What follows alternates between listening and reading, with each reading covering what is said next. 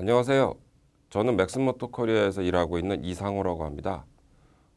전략기술 사업을 담당하고 있고 본 강의에서는 캔 오픈 마스터에 대해서 말씀을 드리겠습니다. 캔 오픈은 1980년대부터 사용된 캔을 인더스트리얼 오토메이션에 활용하기 위해서 프로토콜로 제정한 것이고요. 현재 전 세계적으로 많이 사용을 되고 있으나 한국에서는 좀 고사양의 그 업체에서만 그 제품에서 주로 사용이 되고 있습니다. 캔오픈의 중요성은 현재 이더캣에서 대부분 적용되는 구현 방식이 이더캣 위에 캔오픈 프로토콜을 사용하는 COE 즉 캔오픈 오버 이더캣이라는 방법으로 많이 활용을 하고 있고요. 또한 이 때문에 캔오픈을 활용한 실제 디바이스들도 점차 국내에서도 많이 사용되고 있는 실정입니다. 저희 맥스모토 코리아, 제가 일하고 있는 맥스모토 코리아에서도 대부분 캔오픈 기반의 컨트롤러를 제공을 해드리고 있고요. 이와 함께 이더캣으로 확장된 제품들도 소개되고 있으며 다른 벤더들도 저희와 같은 길을 가지고 가고 있습니다. 이번 시간은 앞으로 이 해당 강좌에 대해서 어떤 방식으로 진행이 될지 그리고 캔오픈에 대해서 어떻게 처음에 저희가 소개를 할지에 대해서 말씀을 드리겠습니다. 먼저 간단하게 그냥 문맥상으로만 생각을 하기에는 저는 이번 강의가 캔오픈 자체에 너무 집중하는 것보다는 캔오픈처럼 오랫동안 그리고 굉장히 폭넓게 사용된 잘 정의된 이런 표준을 이용해서 인더스트리얼 오토메이션을 위한 필드 네트워크, 즉 컨트롤 네트워크를 이해하는 시간이 되었으면 합니다. 즉 캔오픈처럼 잘 정의된 어떤 기술들을 가지고 일반적인 컨트롤 네트워크에서 필요한 요구사항이나 필수 기술적인 요소들을 이해해서 다른 네트워크로도 이용할 때 큰 어려움이 없이 이해하실 수 있게 하는 바람입니다. 일반적으로 좀 이건 좀 이론적인 이론적이라기보다 좀 아이디어란 내용이긴 한데요. 일반적으로 매니팩처링 오토메이션에 있어서는 좀 잘 보일지 모르겠네요. 최상위의 ERP, 엔터프라이즈 네트워크 레벨이 있고요. 그 다음에 데이터 마이닝을 위한 MES 레벨, 즉 서비스 레벨이 있고요. 그 다음에 세부 제조에 대한 기능을 정의한 컨트롤 레벨이 있습니다. 그리고 이 컨트롤 레벨 하위에 모터나 또는 다중 로봇이나 개별 IO들이 위치한 디바이스 레벨이 있습니다. 즉, 이 디바이스 레벨과 컨트롤 레벨을 주로 포함하는 영역이 우리가 생각하는 필드 네트워크 영역이고요. 이 필드 네트워크에서 가장 넓게 사용된 것이 캔 오픈이며 현재 그 캔 오픈이 이더캣의 이제 확장에 힘입어 또다시 계속 많이 사용되는 실정입니다. 우선 캔 오픈에 대해서 말씀을 드리자면 캔하고 오픈하고 구분을 잘 못하시는 분도 있는데 캔은 전기적인 신호에 대한 표준입니다. 캔 오픈은 거기에다 메시지에 대한 표준이라고 보시면 돼요. 저희가 어떠한 SNS 텍스트 또 단문을 이더넷을 이용해서 보내는 것과 마찬가지로 그 경우에는 이더넷 카드가 있고 위에 TCP/IP 프로토콜이 있죠. 그 위에 우리가 어떤 어플리케이션들이 있고요. 그거와 마찬가지로 캔오픈은 메시지에 대한 어떤 방식, 규약이라고 생각하면 되고요. 캔은 정기적으로 어떻게 이 메시지를 정기적인 신호로 바꿔서 보내지는가에 대한 표준이라고 생각하시면 됩니다. 이 캔은 상당히 오래전부터 만들어졌는데요. 실제로 자동차를 위해서 만들었습니다.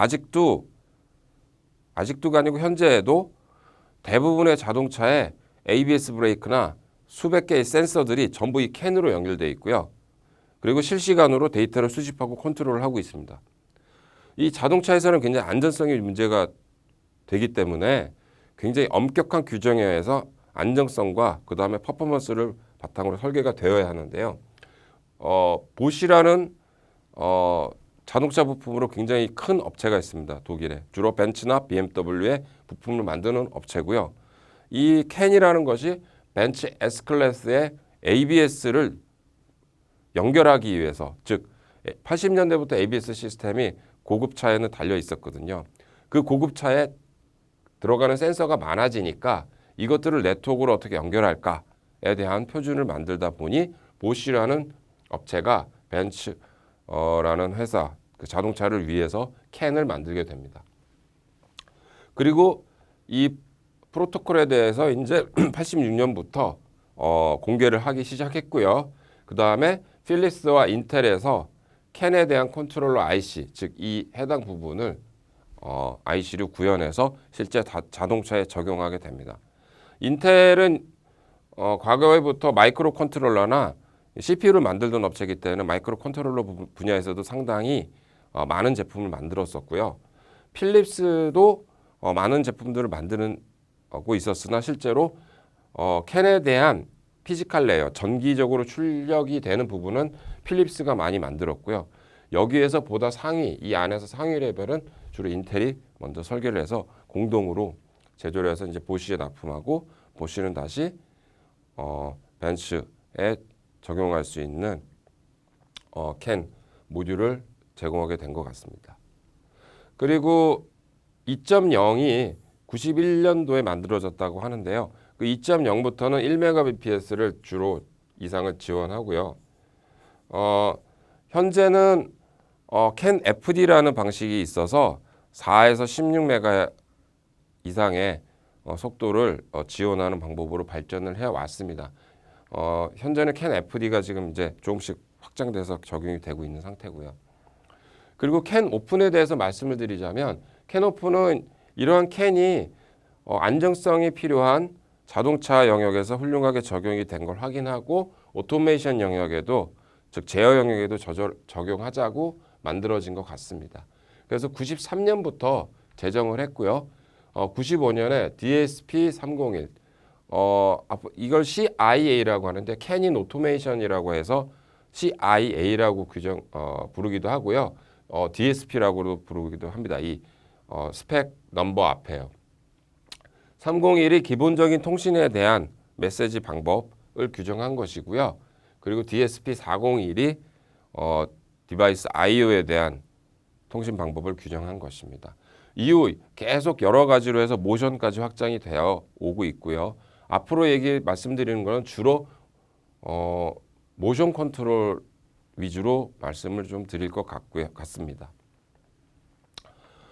다시 말씀드리면 왜 캔 오픈이냐?